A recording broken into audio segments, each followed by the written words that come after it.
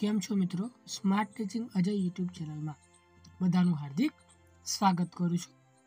આજે આરઆરબી રેલવેમાં ફરી શરૂ કરી ભરતી સરકારે, જેમાં ઉમેદવારોએ અરજી કરવાની તારીખ 2/10/2024 એટલે કે આજે પહેલી તારીખ થઈ, એટલે તમે કાલથી ફોર્મ ભરી શકો છો. જગ્યાઓ ટોટલ છે 14,298. કેટલી? 14,298 જગ્યાઓ છે. જો તમે આ ચેનલ પર નવા હોય તો આ ચેનલને સબસ્ક્રાઈબ કરી દેવાની છે, કેમ કે તમને દરેક ભરતીની નોટિફિકેશન મળતી રહે. અને આ વિડીયોના અંત સુધી તમારે જોડાઈ રહેવાનું છે. તો વિડીયોની શરૂઆત કરીએ. અને બીજી વાત કે આપણે રેલવેના બે જે નોટિફિકેશન આવ્યા હતા તે આ ચેનલ પર મૂકેલા છે. જો તમે ના જોયા હોય તો જોઈ લેજો. અને આ નોટિફિકેશન જે આપણને મળી છે એ વસ્તુ આખી અલગ છે, એટલે અંત સુધી તમારે આમાં રેલવે રિક્રુટમેન્ટ 2024, જેમાં રેલવે રિક્રુટમેન્ટ બોર્ડ આરઆરબી એ પોતાની એક જૂની ભરતી ફરી શરૂ કરવાની જાહેરાત કરી છે. જેમાં આરઆરબી ટેકનિશિયનની 14,298 કેટલી જગ્યાઓ? તો 14,298 જગ્યાઓ માટે ફરીથી રજિસ્ટ્રેશન પ્રક્રિયા શરૂ થશે. એટલે કે શરૂ કરી છે, એટલે કે બીજી તારીખથી શરૂઆત થશે. ત્યારબાદ રેલવે રિક્રુટમેન્ટ બોર્ડ આરઆરબીએ પોતાની એક જૂની ભરતી ફરી શરૂ કરવાની જાહેરાત કરી છે. તેમાં આરઆરબી ટેકનિશિયનની 14,298 જગ્યાઓ માટે ફરીથી રજિસ્ટ્રેશન પ્રક્રિયા શરૂ થશે.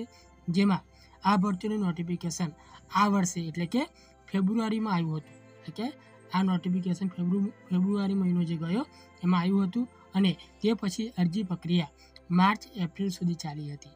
એટલે કે માર્ચ-એપ્રિલમાં ફોર્મ ભરાયા હતા. ત્યારબાદ પરંતુ બોર્ડ આ ભરતી માટે ફરીથી અરજી પ્રક્રિયા શરૂ કરવાનો નિર્ણય લીધો છે. એટલે જે પણ વિદ્યાર્થીઓ કે જે પણ ઉમેદવારો જો આ ફોર્મ ભરવામાં બાકી રહી ગયા હોય તો ફરીથી ફોર્મ ભરી શકે છે. અને જેમને ફોર્મ ભર્યું હોય એમને બીજી વાર ફોર્મ ભરવાની જરૂર નથી. ત્યારબાદ એપ્લિકેશન પ્રક્રિયા ક્યારે શરૂ થશે? તો આરઆરબી આ ભરતી માટે ફરીથી અરજી પ્રક્રિયા 2 ઓક્ટોબરથી શરૂ થશે. એટલે કે કાલથી આ પ્રક્રિયા શરૂ થશે અને ઉમેદવારે 16 ઓક્ટોબર સુધી અરજી કરી શકશે. કઈ તારીખ? તો 16 ઓક્ટોબર સુધી અરજી કરવાની રહેશે. અરજી ફોર્મ એટલે કે જે આપણી ઓફિશિયલ વેબસાઇટ છે જે આપેલી છે ત્યાંથી તમે ઓનલાઈન અરજી કરી શકો છો. ત્યારબાદ આરઆરબી ટેકનિશિયન ભરતી હેઠળ ટેકનિશિયન ગ્રેડ 1 સિગ્નલની પોસ્ટ પર 1,092 જગ્યાઓ છે.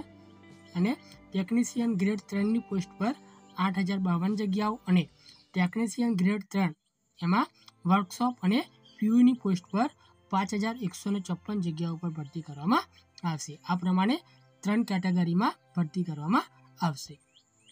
ત્યારબાદ ફોર્મ અરજી કેવી રીતે કરવાની છે? તો ટેકનિશિયન ગ્રેડ 1 સિગ્નલ માટે અરજી કરનાર ઉમેદવારોએ ડિપ્લોમા એન્જિનિયરિંગ અથવા બીએસસી, જેમાં ફિઝિક્સ, ઇલેક્ટ્રોનિક્સ, આઈટી પાસ કરેલું હોવું જોઈએ. શું છે? તો ટેકનિશિયન ગ્રેડ 1માં જો આપણે અરજી કરવા માગતા હોય તો સિગ્નલ માટે અરજી કરનાર ઉમેદવારોએ ડિપ્લોમા એન્જિનિયરિંગ કરેલું હોવું જોઈએ અથવા બીએસસી, જેમાં ફિઝિક્સ, ઇલેક્ટ્રોનિક્સ, આઈટી અને આઈટી પાસ કરેલું હોવું જોઈએ.